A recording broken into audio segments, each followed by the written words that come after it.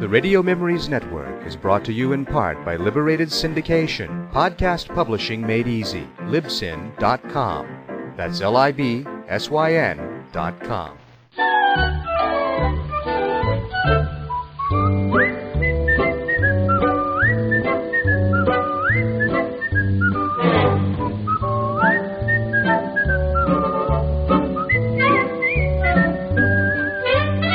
Luster Cream Shampoo for soft, glamorous, caressable hair, and Colgate Dental Cream to clean your breath while you clean your teeth and help stop tooth decay bring you Our Miss Brooks, starring Eve Arden, written by Al Lewis.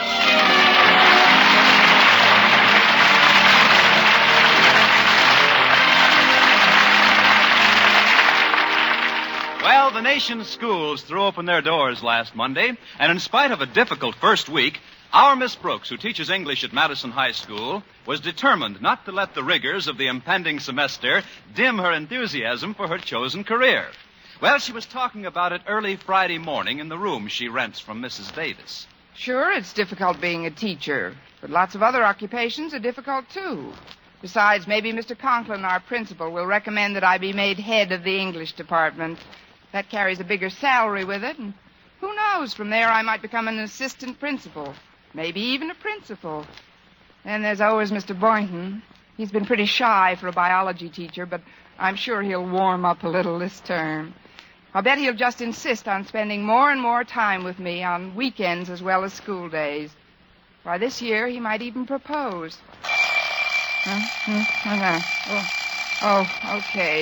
Okay. Darned alarm clock. I wish you'd waited for another minute. I was about to discover oil in my inkwell.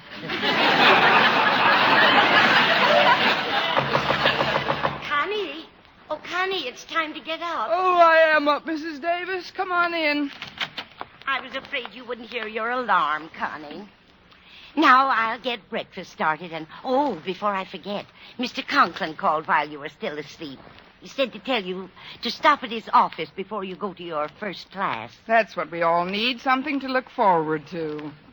It's probably about his new cheerleading idea. Cheerleading idea? Yes, he doesn't think there's enough enthusiasm for our football team. Tomorrow's the first game, and he wants the team to feel that we're all behind them. I see. How did the Madison team wind up last year, Connie? They had an undefeated season, Mrs. Davis. They did? That's right. They didn't defeat a single team. That's why Mr. Conklin's got this wild scheme to make a member of the faculty act as cheerleader. A member of the faculty leading cheers? Exactly. He doesn't feel that the student yell leaders are generating enough steam. But whom do you think he'll select for the job, Connie? Well, it's a lot of hard work with no extra pay. I seem like a natural for it. Oh, but Connie, why should Mr. Conklin pick you for a job like that? Because Mr. Conklin is one of my most ardent boosters. He's right behind me every minute. It gives me a great sense of security to know that our beloved principal is one of my staunchest supporters. Really? Yes, it's like standing on a nice, firm gallows. But after what he's already done to me, leading a few cheers will be easy. He's done something else? Yes, he's still on his big anti-fraternization kick. So he moved me from room 148, right next to Mr. Boynton's biology lab, way down to room 102. I hardly get to see him at all now.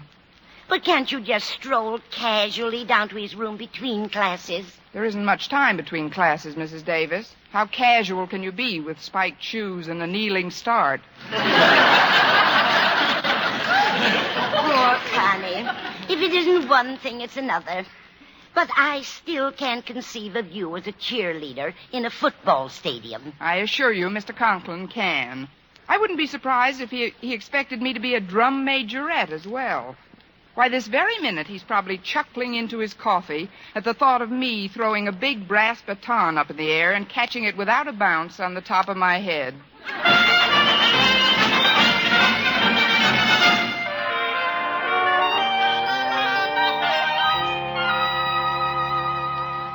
Now, this coffee's very good, Harriet.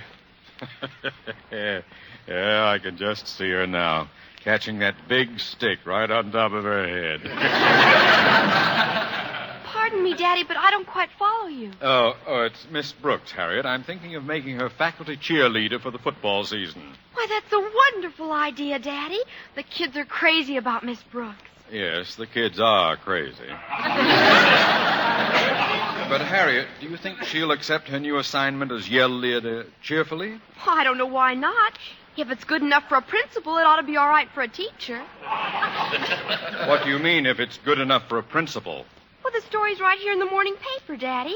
Jason Brill, principal of Clay City High School, elected honorary cheerleader. But it was my idea to get a faculty cheerleader. I told Brill about it last week when we... Let's see that paper. Why, they've got his picture in here. Jason Brill thanking the student body of Clay City High. Well, of all the hammy oafs. Not only does he steal my idea, but he appoints himself to grab all the publicity. But he didn't appoint himself, Daddy. He was elected by the students. Oh, he was elected by the students. Well, then I guess I can be elected by the students as well. You? A cheerleader? Well, what's so funny about it? I was a drum major in college. I'll call a special assembly right after lunch, and we'll vote for a faculty cheerleader. Well, gosh, Daddy, I don't like to undermine your ego, but if it's an elective position, Miss Brooks will probably win it by a mile. Oh, she will. You forget, young lady, that your father is an old hand at politics. Why, I was offered a political position before I was even a teacher in this town. Yes, Daddy. Of course, I had a good reason for not accepting. I know. The back of your car wasn't big enough to hold all the dogs you'd have to collect.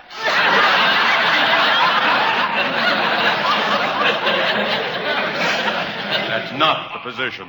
I wish your mother would stop blabbing that story around. Now, clear off the dishes and let's get to school. Okay, Daddy. Maybe I'll get a chance to rub noses with my dream pie before school starts. He's driving Miss Brooks down this morning. Your dream pie? Walter Denton. Oh. Please, Harriet. Not at the breakfast table.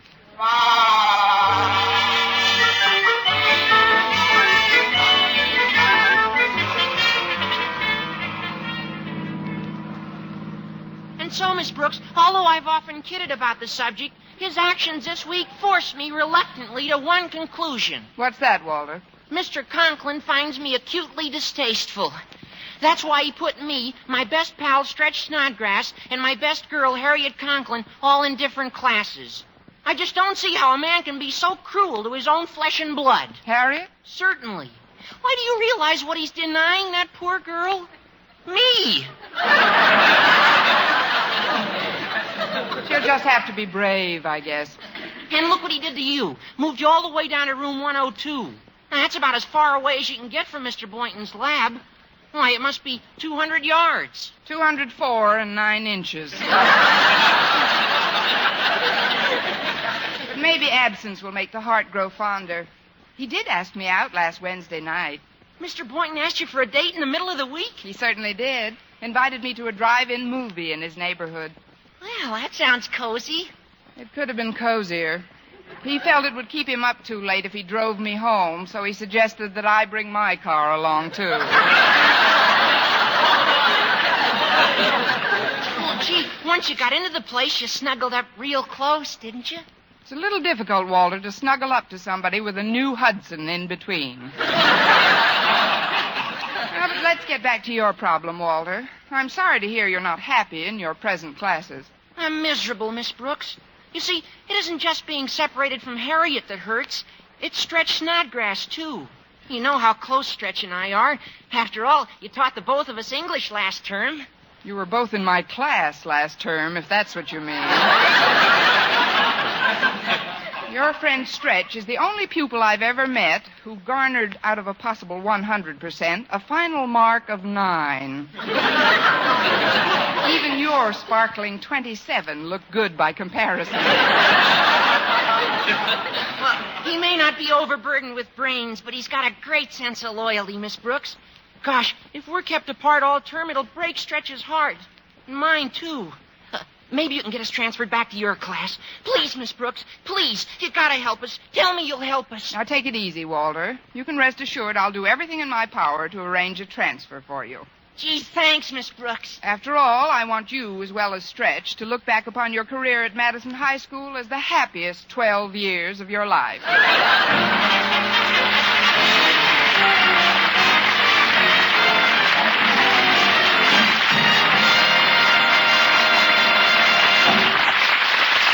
Our Miss Brooks, starring Eve Arden, will continue in just a moment. But first, here is Vern Smith. Now, dental science reveals a startling discovery in the fight against tooth decay. Proof that always using Colgate dental cream right after eating helps stop tooth decay before it starts. Continuous research, hundreds of case histories, makes this the most important news in dental history. Eminent dental authorities supervised hundreds of college men and women for over a year. One group always brushed their teeth with Colgates right after eating. The other followed their usual dental care. And here are the amazing results. The group using Colgate dental cream as directed showed a startling reduction in average number of cavities, far less tooth decay. The other group developed new cavities at a much higher rate. No other dentifrice offers proof of these results. And Colgate contains all the necessary ingredients, including an exclusive patented ingredient for effective daily dental care. No risk of irritation to tissues and gums. And no change in flavor, foam, or cleansing action. As always, Colgate's cleans your breath while it cleans your teeth. The Colgate's now at your dealers is the same formula used in the test. Always use Colgate dental cream right after eating to help prevent new cavities, help stop tooth decay before it starts.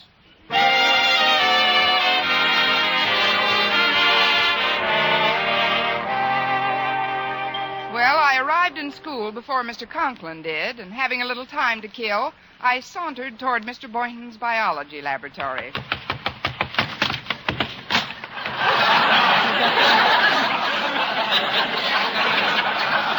Miss Brooks. Oh, morning, Mr. Boynton. Just happened to be in the neighborhood, so I thought I'd drop in. Well, sit down, catch your breath. Yeah, thanks.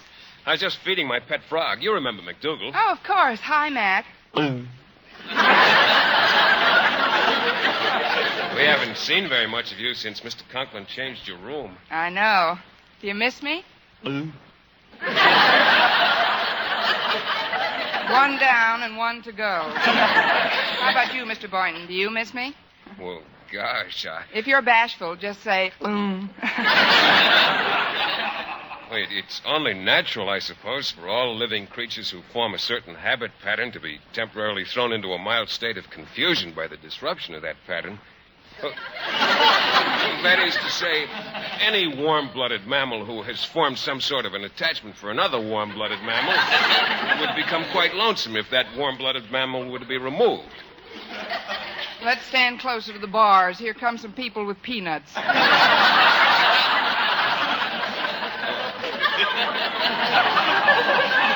What I'm trying to say, I suppose, is that both Mac and myself have missed you a little between class visits. And by the same token, I suppose it's logical to assume you've missed seeing us. You can say that again.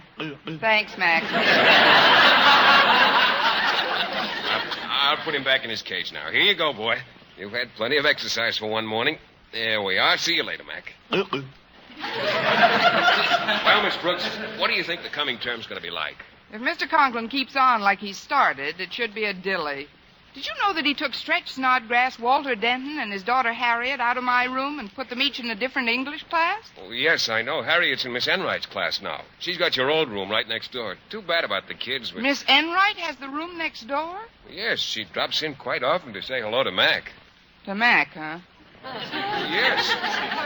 Always said she's been interested in frog life. Frog life, huh? She and Mac are crazy about each other. Believe me, they're mated. Miss Enright's quite fond of you, Miss Brooks. In fact, just the other day she was telling me how sorry she was that you had to work here in summer school while she was getting brown as a berry on a vacation. She paid you quite a nice compliment, too. That I'd like to hear. All right. She said that you were the only person she knew who could look so alive without any vestige of color in her face. Oh, that kid has got to go. I had no idea when I was given room 102 that she was May going... I come in, Mr. Boynton. Oh, it's Miss Enright. Of course. You know Miss Brooks. Oh, certainly. Hello, dear Miss Brooks. Hi. You seem to have a little more color than usual. What happened? Cut yourself? Just a minute, Miss And your Enright. hair looks simply lovely this morning. Did you make it yourself? Everything but the bun in the back. I had that done in the hamburger stand on the corner. I'd ask you to sit down, Miss Enright, but there aren't any chairs between these lab tables. Oh, Miss Enright doesn't need a chair. Come sit over here by me, dear. I'll light up this Bunsen burner for you. Of course, if you were just leaving anyhow, Oh, I don't no, want not just yet, Miss Brooks. Mr. Boynton, I dropped in to give you a little present. Oh? Something you can wear at the football game tomorrow. Here, let me take it out of the box. There. Oh, gosh, an orange-colored turtleneck sweater. Isn't it divine? Looks like a hot water bottle with sleeves. Oh, it's beautiful, and it was very nice of you to knit it for me, Miss Enright. Oh, I didn't knit it, Mr. Boynton. This is part of a matched set I bought at Sherry's department store. I have one exactly like it for myself. Oh, if you bought it, Miss Enright, I'm afraid I won't be able to accept it. It's against my principles to take anything I don't pay for. Oh, please, Mr. Boynton, just consider it a premature Christmas present. Well, in that case, thank you, Miss Enright. I'd better hang it up in the cloakroom so it doesn't get creased. Will you excuse me, Miss Brooks? Certainly. I'll stay here and chat with Santa. I'll just be a moment. Well, Miss Brooks, I hear you may be our new faculty cheerleader. And I'd like to tell you I think it's a remarkable achievement. What's so remarkable about it? Well, the fact that you dare to indulge in such strenuous pursuits at your age. I mean, is cheerleading really quite safe for you, darling? Don't worry about me, Miss Enright. If Rudy Valley can still lift a megaphone, I can. But I must say that sweater you gave Mr. Boynton was a very nice method of vacuuming an invitation to the game out of him. Oh, you make it sound like a plot, darling. Don't you know that I never indulge in intrigue? Subterfuge is for those who need it. No, my dear. My hands are clean. They should be, considering all the time you must spend licking your paws.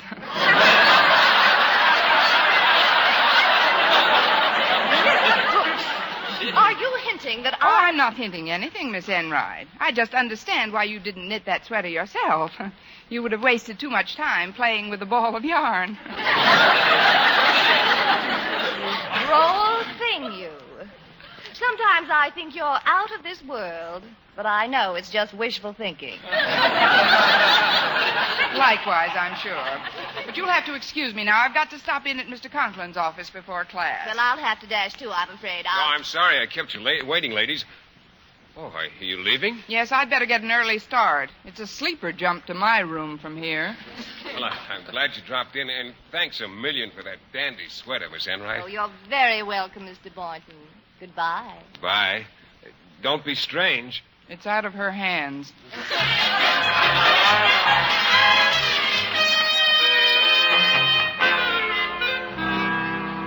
So you see, Mr. Conklin, Harriet, Walter, and Stretch would like to be transferred to the same English class. But why, Miss Brooks? Because they've all been together for several terms now, and the kids miss each other. You see, they're friends, and friendship is a very important thing to young people. Why? Because it is. They derive a certain... Look, Mr. Conklin, have you ever had a friend? A good question, Miss Brooks. And much as it may surprise you, the answer is in the affirmative.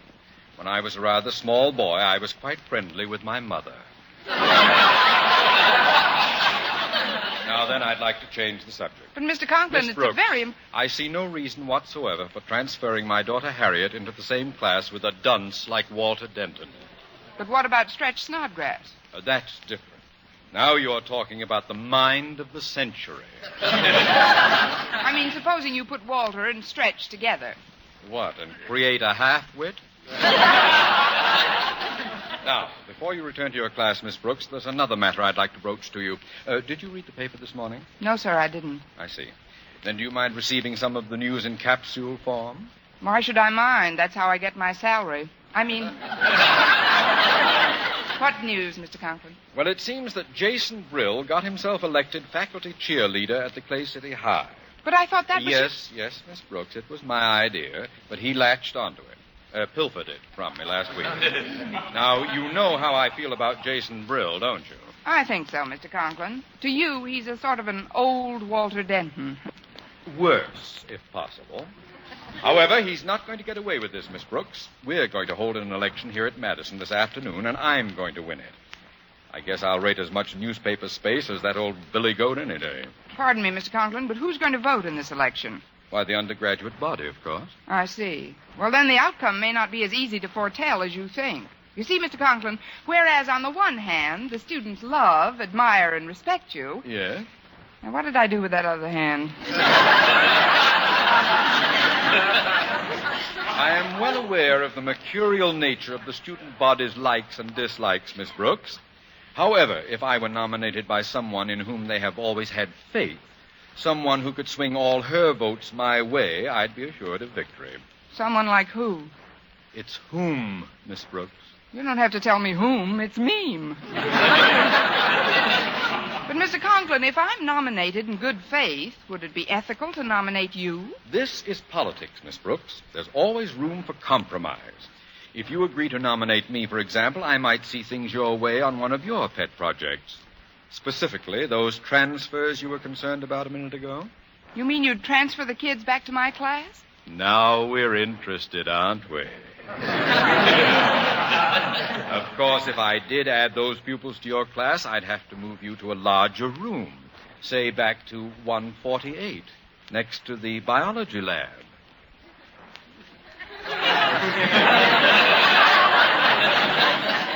Well, what are you thinking, Miss Brooks? Just that when you became a principal, Madison's gain was Tammany's loss. Then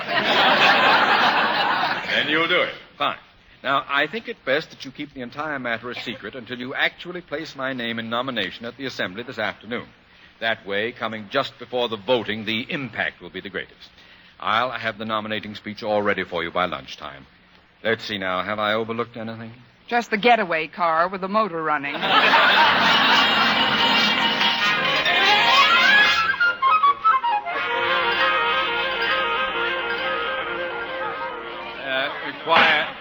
Quiet, please.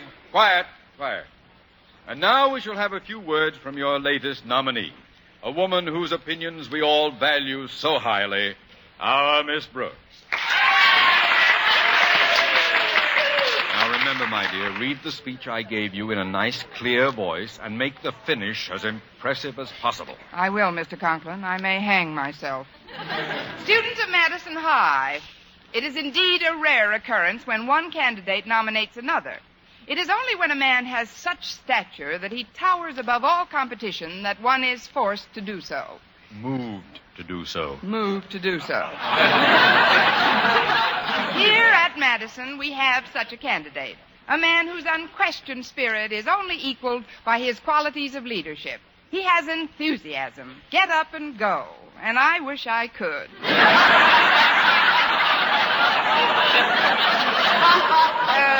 That is, this candidate has long guided the destiny of this glorious institution of which I am proud to be an inmate. Instructor. Instructor. Therefore, may I place in nomination and urge you all to vote for the man whose kindness, consideration, and unselfishness is known to us all. Osgood Conklin. Osgood Conklin. Osgood Conklin? Osgood Conklin. Thank you, Harriet. Now we shall proceed to that which is the inherent right and treasured privilege of every American, the vote. In order to speed things along, I've decided that we can dispense with the antiquated written ballot. Instead, each student will simply file up to the platform and tell me who he's voting for.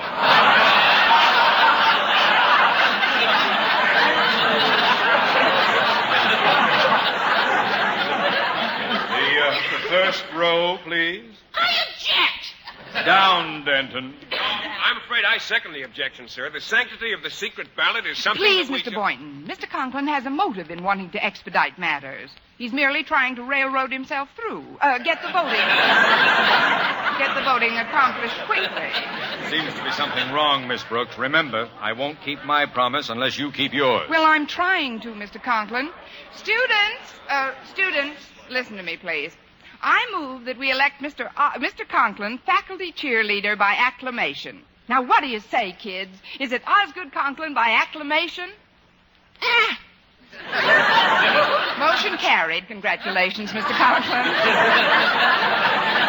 Thank you, Miss Brooks. Students, you may rest assured that this overwhelming vote of confidence is not misplaced. It may interest you to know that your new faculty cheerleader once threw a brass baton 50 feet into the air and caught it with one hand. Unfortunately, we have no such baton on the premises, or I'd be glad... Here's one right over here by the bandstand, Mr. Quiet, Denton. Hand that up here, Walter. Here you are, Mr. Conklin. A real drum major's baton. Yes. Go ahead, Daddy. Throw it up in the air the way you used to. Looks like you're on, Mr. Conklin. Oh, yeah. Let's see here. We twirl her around like this. Oh, I remember now. Then up she goes. Well, that's a pretty good toss, if I say so myself. But I've lost sight of it. Where did the confounded thing disappear to? Daddy, speak to me. All together now, gang. A skyrocket, 2 locomotives, and a Band-Aid for Mr. Conklin.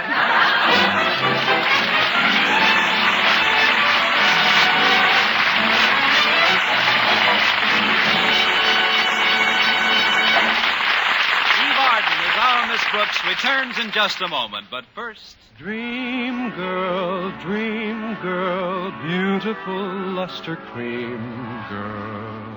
Tonight, yes, tonight, show him how much lovelier your hair can look after a Luster Cream shampoo. Luster Cream, world's finest shampoo. No other shampoo in the world gives Kay Daumit's magic blend of secret ingredients plus gentle lanolin. Not a soap, not a liquid. Luster Cream shampoo leaves hair 3 ways lovelier. Fragrantly clean, free of loose dandruff, glistening with sheen, soft, manageable. Even in hardest water, Luster Cream lathers instantly. No special rinse needed after a Luster Cream shampoo. So gentle, Luster Cream is wonderful even for children's hair. Tonight, yes, tonight, try Luster Cream shampoo. Dream girl, beautiful luster cream girl. You owe your crowning glory to a luster cream shampoo. And now, once again, here is our Miss Brooks. Well, I left the auditorium after a spirited rally, during which we all sang songs and cheered while Mr. Conklin rubbed his head. At the end of the school day, I ran into Mr. Boynton as he was coming out of our principal's office. And from what he told me, I knew Mr. Conklin had kept his end of the bargain. Yes, indeed. There certainly has been a lot of switching around, Miss Brooks. Miss Enright's been moved into room 101. That's probably so I could have my old room back. You know, 148 next to your biology lab. My old biology lab. Old biology lab? You mean you've got a new one? Yep. In the switching around, I've been moved to 102 next to Miss Enright. Oh, no. Well, let's not waste any more time in school, Miss Brooks. After all, today's Friday. We have a date to go to the zoo. Let's skip it, Mr. Boynton. With my luck, they're sure to put us in separate cages. Next week, tune into another Our Miss Brooks show brought to you by Luster Cream Shampoo for soft, glamorous, caressable hair and Colgate Dental Cream to clean your breath while you clean your teeth and help stop tooth decay. Our Miss Brooks, starring Eve Arden, is produced by Larry Burns, directed by Al Lewis, with music by Wilbur Hatch.